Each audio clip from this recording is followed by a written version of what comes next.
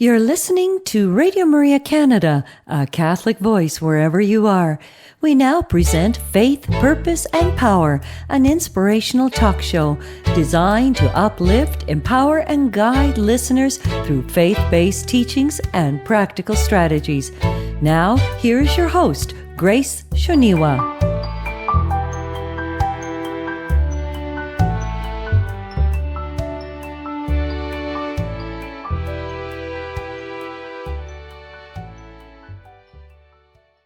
Hello, my beautiful family. Welcome to Faith, Purpose, and Power. I am your host, Grace Shonhiwa, and if this is your first time joining us today, welcome to Faith, Purpose, and Power.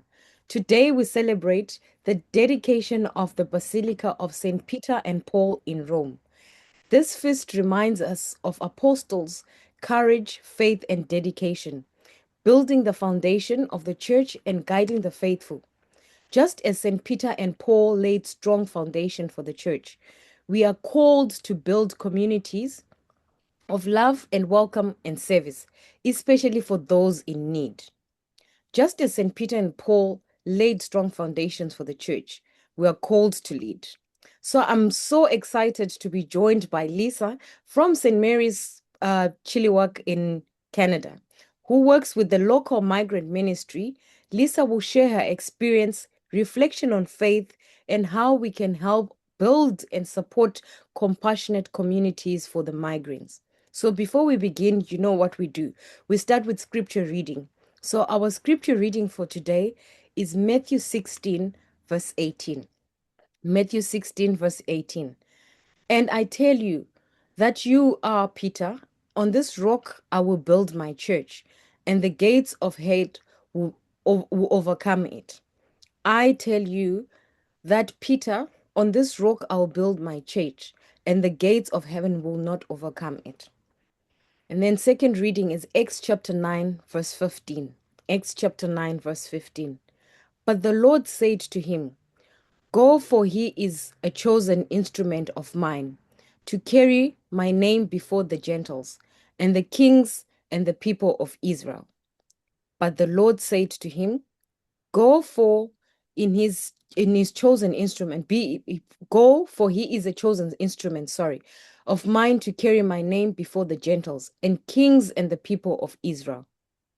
Let us reflect on that. St. Peter and Paul remind us of courage, faith, and dedication. We are all called to be pillars of love and welcome our communities, especially for the migrants seeking refuge and safety and hope. So, my beautiful listeners, thank you so much for lending me your ear today. And I'm very excited to be having this conversation with Lisa, who I happen to be part of her group, her ministry of Migrant Ministry at St. Mary's Parish in Chilliwack. And our title for this show is dedicated to St. Peter and Paul, Building Faith and Community. So we're building faith and community. Hence, we have our guest today. So welcome, Lisa. Thank you so much for joining us. Oh, it's a joy to be with you, Grace. Thank Peter and you. Paul, thank you. No pressure, really. Yeah. So Lisa, introduction on faith and journey. Lisa, welcome. Could you please share your journey with St. Mary's Migrant Ministry and what inspired you to serve? Well, hi, Grace. A little bit about myself. I am a retired federal government employee. I've been working with Migrant Ministry now in Chilliwack for 12 years, and how it started was very organically. So I think God's hand was definitely in it. I usually always like to sit in the front of the church with my husband because we like to hear what's going on, and it's just where he likes to sit. So for some reason that day we were sitting in the back, and I noticed that there were a group of migrant farm workers behind me, and I could hear them speaking in Spanish, and I understand some Spanish. I'm kind of fluent. So did the whole mass, did the whole thing. They were all sitting behind me. When came time for communion, my husband and I went up. We had our communion. Everything was good. Came back. The guys never got up. So after mass, I was curious. I went to, I talked to them. I introduced myself, and I said, well, why didn't you go up for communion? And they said, well, we haven't gone to confession in a long time. We can't go to communion. I said, well, wait a minute. I said, let's see if we can do something about that. So I had a wonderful pastor, assistant pastor at the time. His name was Father Emmanuel. He came from Nigeria. So I grabbed him before he left the church and I said, Father Emmanuel, I've got these migrant farm workers who speak Spanish behind me and they haven't gone to confession and so they're not going to communion. And I said, can we do something about that? And he said, for sure, let's do communion right away. He says, even if they speak Spanish, they're talking to God. They're not talking to me. So let's get it done. So he did. And that was the beginning of it. And then I noticed that, it was kind of, they don't speak English. So for them, they were coming to Mass, but I don't know how much they were getting out of it. So what we did is I talked to the office and we found some websites and we started downloading the literature and the gospel. And we had that at the back of the church for a long time. And then the diocesan got in touch with us, the Vancouver Diocese, and said, hey, we've got this happening in 12 other parishes. Let's get migrant ministry going on in Chilliwack. And I kind of got voted in, asked in, bumped in, something like that. And so the next thing we know, we're having migrant ministry in Chilliwack. And migrant ministry is for the migrant farm workers who come from, most of ours are Mexican, they're men.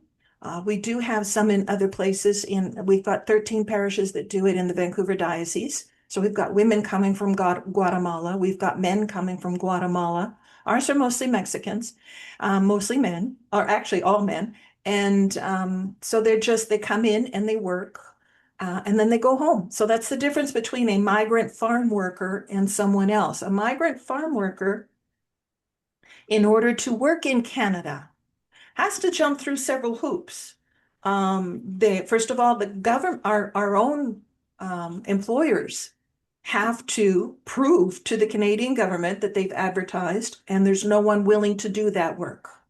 Then the government contacts the Mexican government or the Guatemalan government and says, we have X number of places that need to be filled.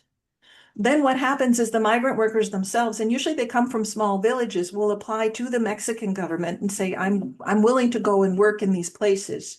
And so they get vetted from the Mexican government to make sure that they have family men, which is a good incentive for them to return, that they're well viewed, that they have, like a lot of times it's a parish priest who promotes them from their own parish, saying, yes, this is a good person, they won't cause any problems. And then the Mexican government gets in touch with the Canadian government and says, here you go, here are some of the workers. And then it's the Canadian employer who actually flies them in to do the work. It can be a 6-month contract, it can be a 12-month contract, it can be up to 2 years. So these guys are away from their families for that length of time. And so what we do, and I'm very lucky that Grace is one of my volunteers, what we do with Migrant Ministry is we just try to give them a home away from home. We have a Mass for them once a month. We give them donations. We feed them after the Mass. Sometimes we'll have a party. Sometimes, just let them know that they're seen, they're valued, that we appreciate that they're here. We try to save them as much money as they can. So we get all kinds of donations because they send 80% of their money back home. A lot of people don't realize that while they're in Canada, they pay taxes and they also spend money. So they're not a drain on our society. They are adding to, because they pay Canadian taxes. So the next time you see a farm worker in getting groceries or whatever, just say hi. Even if they can't say hi back, they'll say hello, Yeah. But yeah, so kindness goes a long way. Yeah, true, very true. Kindness goes a long way. And as individuals, just learning to treat each other with so much kindness and respect and just loving the next person. I also like the fact that you explained to us to say these people are not just coming to take jobs, they're here to help us as individuals. They're going through the right channels, right protocols in order for them to work in Canada. Because most people always have this perception or notion of saying when someone comes to work in your country, they're taking your job. But these jobs are advertised. So for everyone to apply. Mm-hmm. So these people applied, they were seen fit for them to apply and to work for Canadian or whatever it is, whatever field it is. I think just showing each other respect and understanding the next person's background before we start judging.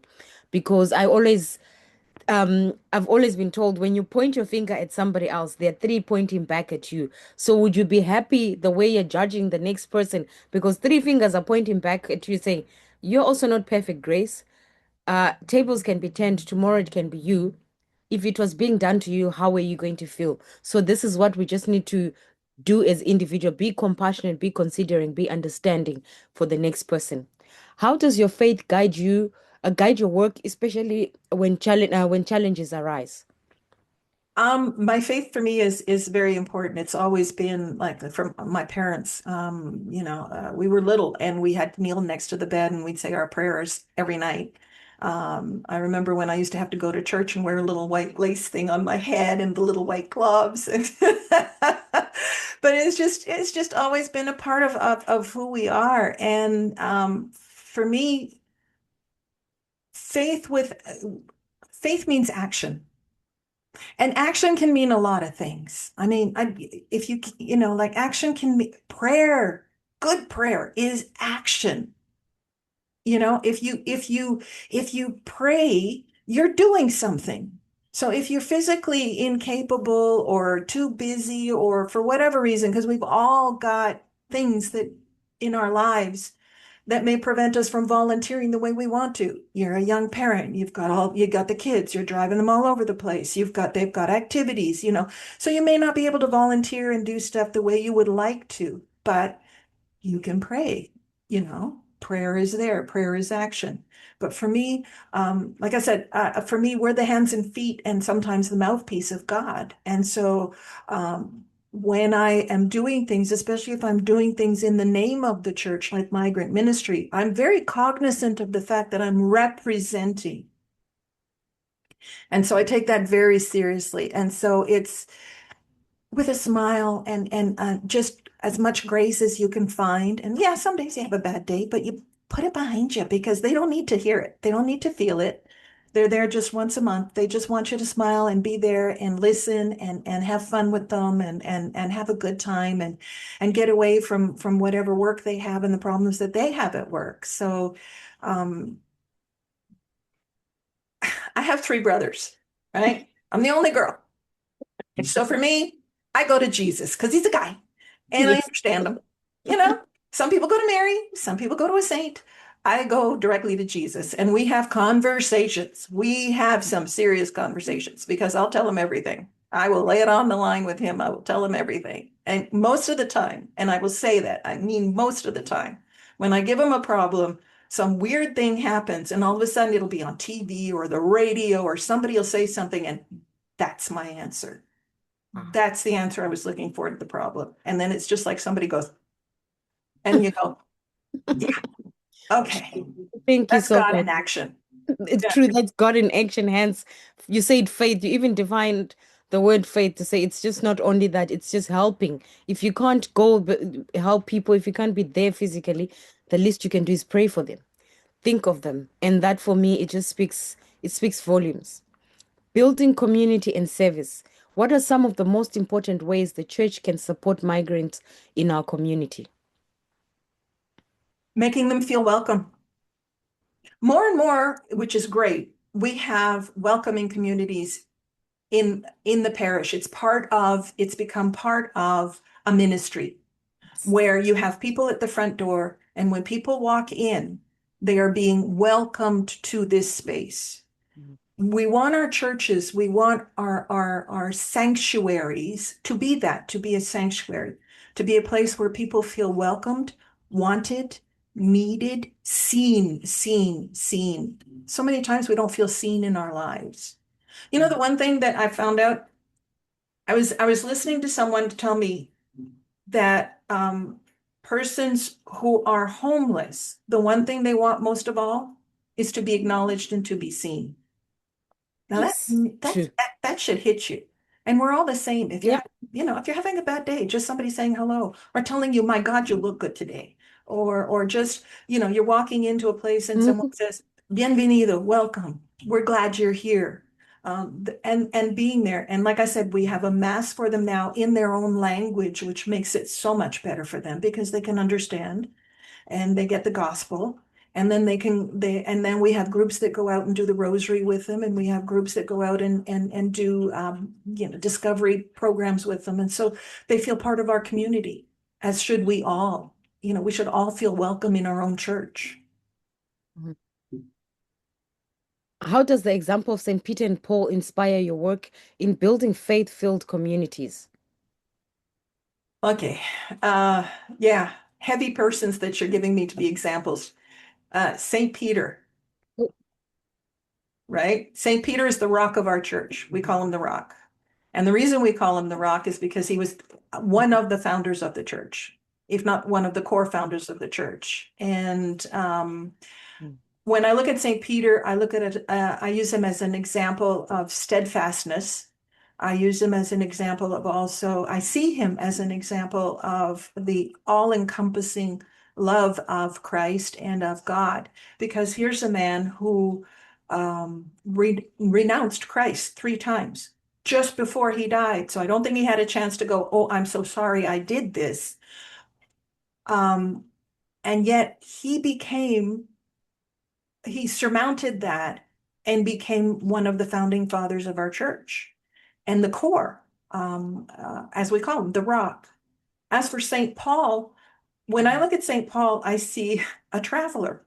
I see someone who didn't see color, he didn't see race, he didn't see anything else, but just people who were in need of learning about the love and forgiveness of Christ and traveled miles. I mean, when you look at the journeys that this man did, the time and the on foot, what he did. And then we have his letters, which are gorgeous. His letters are gorgeous.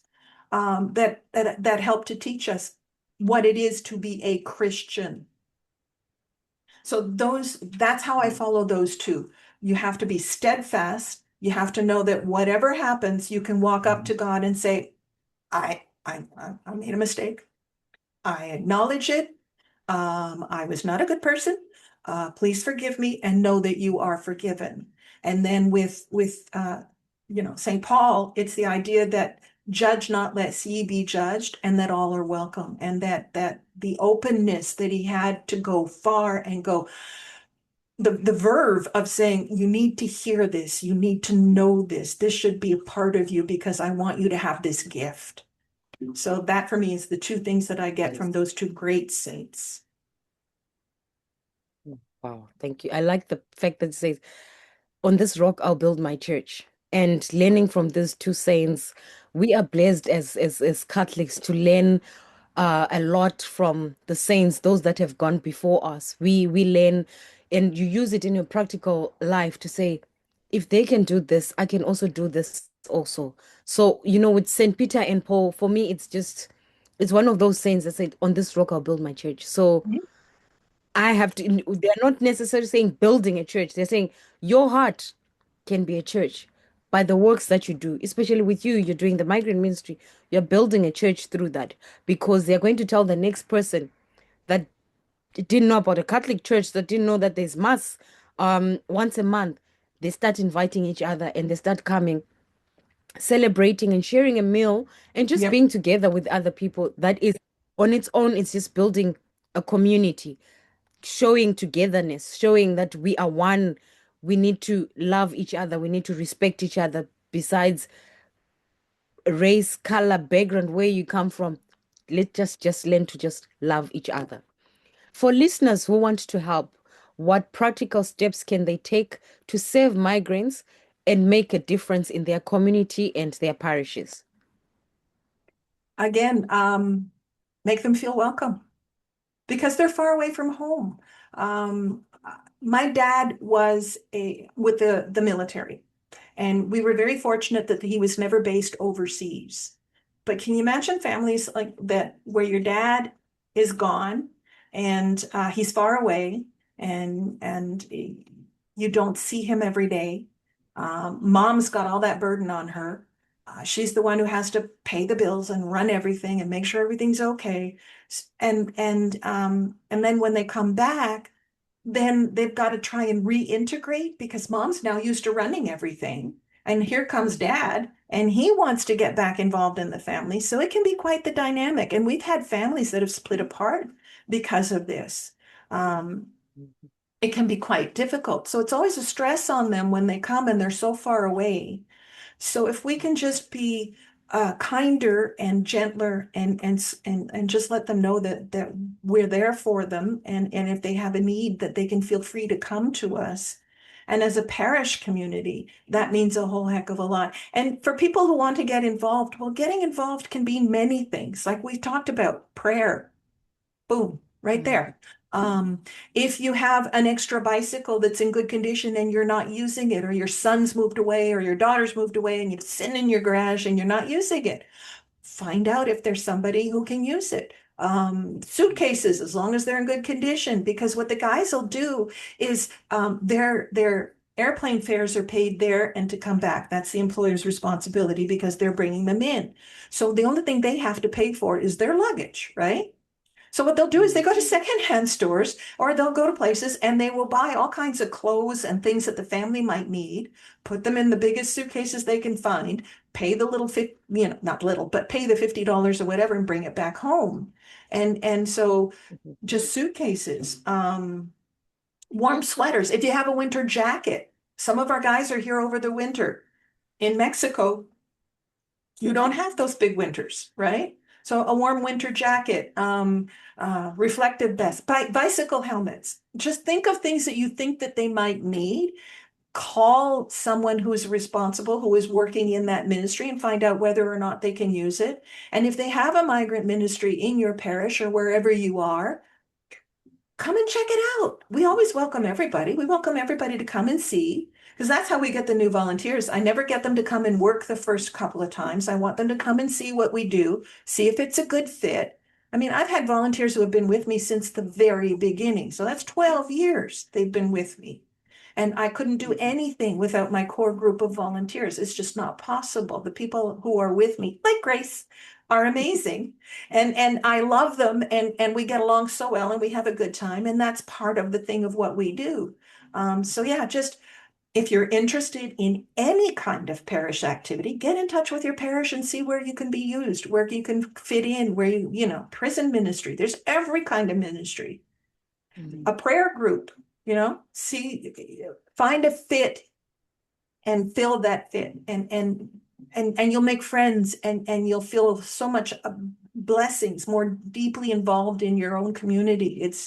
I cannot say enough how much it feels good to be able to give back, because let's face it, when you're born in Canada or in the United States, you've won the lottery.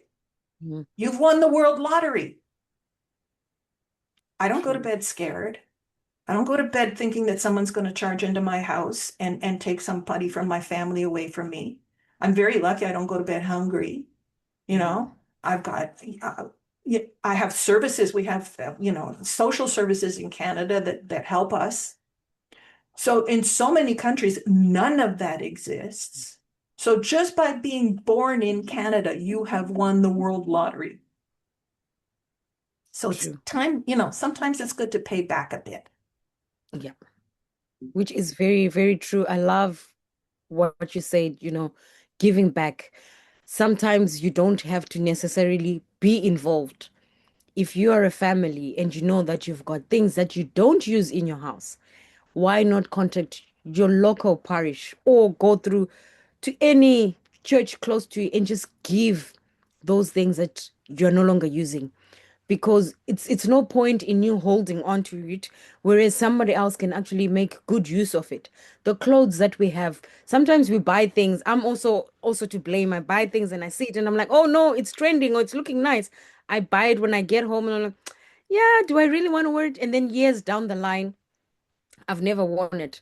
And one thing that I also learned during COVID, one of the priests that really challenged me, and I still live by that. He says, lockdown, everyone was at home. We used to buy clothes, shoes, and we never wore them. This is the time that you need to do an inventory of your life, to say, open your wardrobe and see what you haven't used in 3 months and give it away, because you holding it on, it's not helping with anything. Just saying, oh no, I've got a jacket, oh, I've got a bike, or I've got this, and you're not using it. It's no use. Whereas someone else will make good use of it. Somebody else will treasure it and value it. So if you've got anything that you feel like you haven't used in a very long time, I encourage listeners to say, give back to the community, give back to your local parishes. If, like what Lisa said, if you don't have a migrant ministry in your community or in your parish, you can contact your local parish and just say, I just want to do a donation. The church knows where stuff needs to go. Oh, They yeah. know who needs the most. So if you could just go there, drop off, it doesn't necessarily have to be a Catholic church. You can just go off and just give because somebody might be saved from just your little things that you've given And back. save the environment. Save the Yes, environment. true. You know how Save them. much clothes goes into to landfill? It's ridiculous. Just Yeah, if it's usable, let somebody use it. yeah. And my challenge that I want to give to every person listening today is, especially children, during now Christmas time, if you've got things that you haven't used, the toys that you haven't used, give it to the next person. These migrant workers also wish to spend Christmas with their family, also wish to buy something for their children, but they can't afford. But you've got it, you haven't used it. Parents, I encourage you to sit down with your children and ask them, how about we give back to the community and watch how God blesses you? Because there's a Mhm. saying that says there's more happiness in giving than in receiving. With you giving, don't give from a place of holding or from a place of entitlement because I'm giving, because I'm helping the next person that doesn't have. No, God wants you to give from the bottom of your heart, give with an open heart so that He can be able to bless you 10 times fold. Mhm. Personal stories and inspiration. Can you share a story where faith and community support transformed a migrant's life? We'd be here for many hours. Um, okay. Oh, one of my favorites, we had one of our migrant workers. He was he's just a little tiny guy, really, really sweet. And his name was Raphael, and just a lovely, lovely, lovely man. And he comes up to me and he goes, Lise, I don't know what to do. I said, okay, Raphael, what's going on? My wife, she's feeling lonesome. I'm always gone, whatever. She wants to come and stay with me here in Canada. I'm going, okay, yeah, she can do that. She can apply, she can she just has to come. There's no such thing as a visa or whatever. If she's just coming as a visitor, she can just come. He says, yeah, but I live with a bunch of guys. I can't, she can't stay with me. And I'm going, oh boy, okay, what do we do now? So I put the word out. And we had a parishioner who had an older motorhome that they were not using. And they said, they can stay in my motorhome. So then I went to see a local place that we have right in Chilliwack where it's a mobile park. I talked to the lady who was there and I explained the situation. She says, oh yeah, I'll save them a spot. So we were able to put the motorhome there. So he and his wife spent, a good month and a half in that motorhome, and he would pedal from there all the way to his work and back to be with his wife and to let them have that time together. And the couple that lent them the motorhome became very friendly with them. And it was just an overall warming experience for all of us. It was just a lot of fun. And then another one that we had is we had one of our workers whose son was having mental health issues. And in order to go to a facility in Mexico to get the help that he needed, Mexico doesn't have the social services that we have. So it was a bit expensive. So we put the word out and parishioners helped pay for it. They helped pay for it. So his son, who was mildly depressive and had some schizophrenia issues, was able to go to I think it was 8 weeks or 2 months or more in this clinic so he could get the help that he needed. And that was very heartwarming also. So like I said, I've never asked anything of our parish where I haven't had someone step up. So I can't say enough about how blessed we are at St. Mary's. I love my parish. Oh, thank you so much. And God blesses those that bless others. Your work is truly amazing. You are saving lives. You are Oh, helping others that as you explained that they're like far away from home, 6 months to a year. You bring back joy and smile, like with the two families that you helped. You brought back joy, you brought back smile, smile to their face. You helped a child overcome depression and mental health. And you, it's I honestly, like you said, we could go the whole day trying to explain all this and trying to understand. For me, it's just amazing. May God bless you abundantly with what you are doing. Yeah, but How? remember, Grace, it's not me. I may be a conduit. Yes, I'm very vocal, as you know. I'm not afraid of pushing, as you know. Yes. So I may be a conduit, but I'm just the conduit. Yeah. It's the other people behind me, such as yourself and our other volunteers, who make things happen because there's no way in God's creation I could do all of this myself. It's just impossible. And like I said, our parish in St. Mary's has just been so fabulous. So fabulous. Yeah, generous. They're generous people out there. St. Mary's also, for me, I would say the parishioners have done amazing job to just help. There are people that help, you know who helped, and there are those that do anonymous donations to Mhm. just help the next person. For me, it like I said, it goes a long way. You would have saved someone else, brought a smile onto someone else's face, lightened them. They're far away from home, Mhm. but people just helping out, it just takes that pain away from their mind. How has prayer strengthened you personally as you serve others? Um, well, yeah, like I said, faith is the foundation of what I do. And also it's just the joy of it, you know? Just when you can bring a smile to someone's face, it makes you smile. When you can help someone and they come up to you and they go, oh my God, thank you so much. And it can be a little thing. And the faith part of it is because, like I said, I believe that there are angels all around us. Like I said, the people who lent that motorhome, that's an angelic gift. That's people stepping up and being angels for someone else. I believe we can all be angels for someone else at some point in time in our lives. It's not many times in our lives. And if you have the chance to be someone's angel, why not? Yeah. Why not? I joke sometimes with people, and sometimes, it sounds a little, but I say, I'm working on my wings. I have a collection of angels. I love angels. I've got everything from little teeny tiny ones to ones that are like this big. And I tell people I'm working on my wings because I want to be an angel. And those feathers are very, very, very hard to earn. But let me tell you something, they're really easy to lose. So that's for me is faith is I was a stranger in a strange land and you helped me. I was hungry and you gave me something to eat. I was lost and you helped me find my way. So if you can be that angel, that's faith for me. That is what I believe God called us to be, is to be of service. So that's how my faith helps me with whatever I need to do, because I just turn to Jesus and I go, okay, Lord, it's me again. Got a problem. This is what I need. I know you're going to help me. You'll send me a little message, but and sometimes I'd go, can you speed it up a little? Yeah, and he has really come for you for the past 12 years doing amazing work.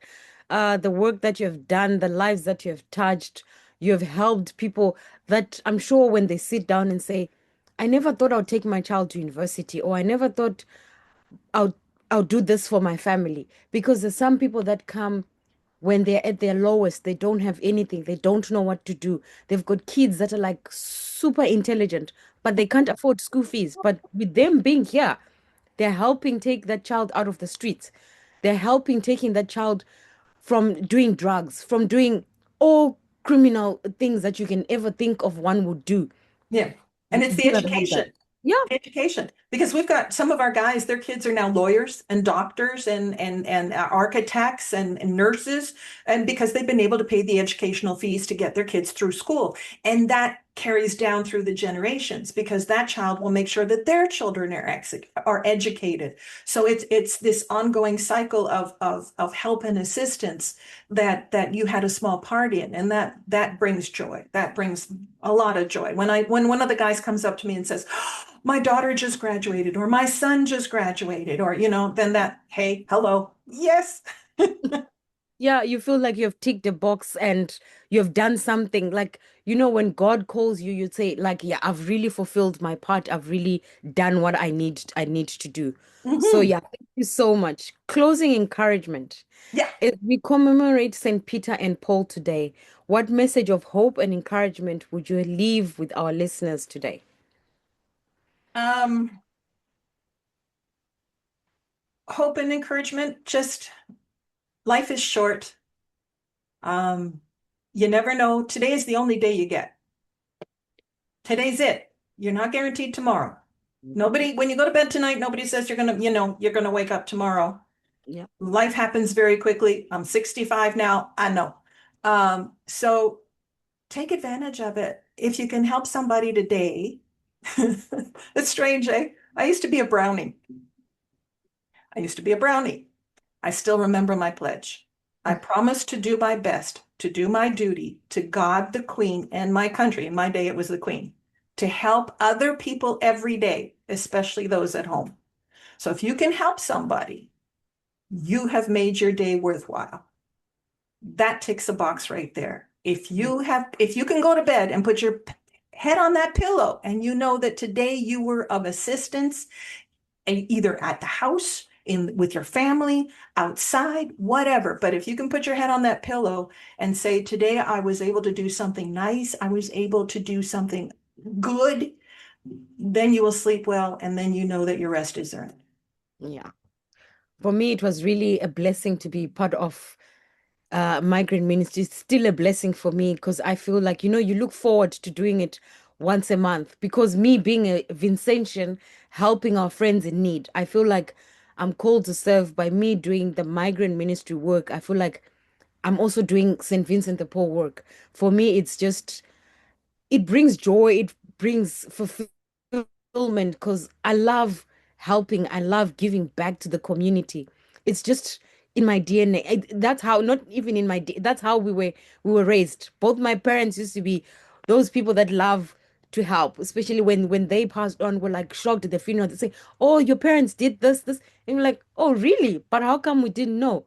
Eh, And then those things that I took with me, and it has been engraved, and I see my family is also doing it. My nieces, my sister, we've taken that legacy. We were running with it. For me, I just find joy, I just find comfort, because I always say I might have it today, tomorrow it might be me sitting on the other side of the table. exactly.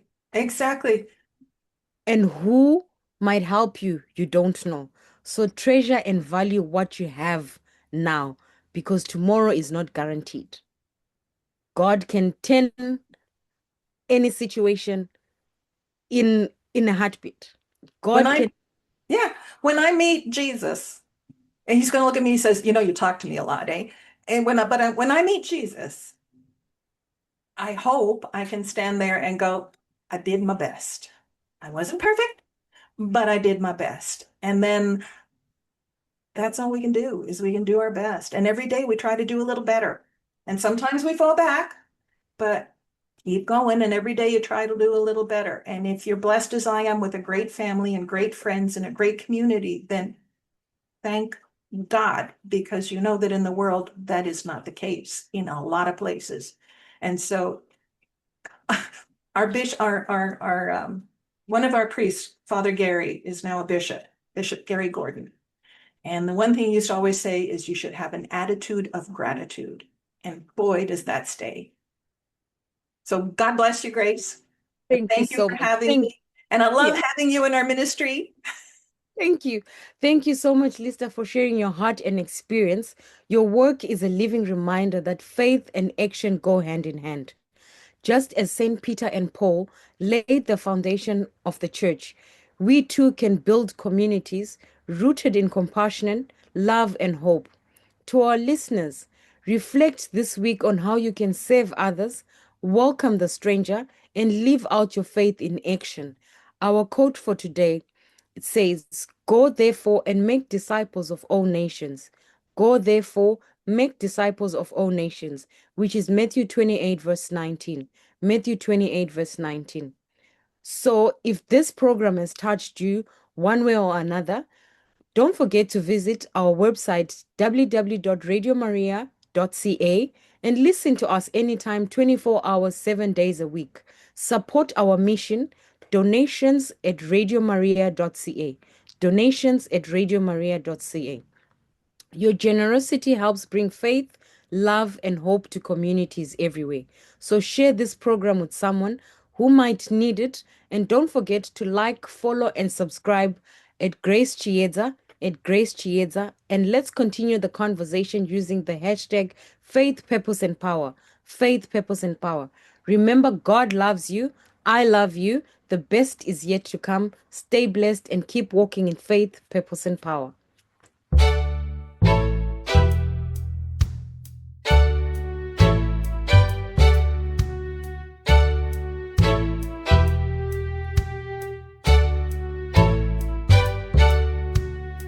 You've been listening to the program Faith, Purpose, and Power with Grace Shonhiwa here on Radio Maria Canada, a Catholic voice wherever you are.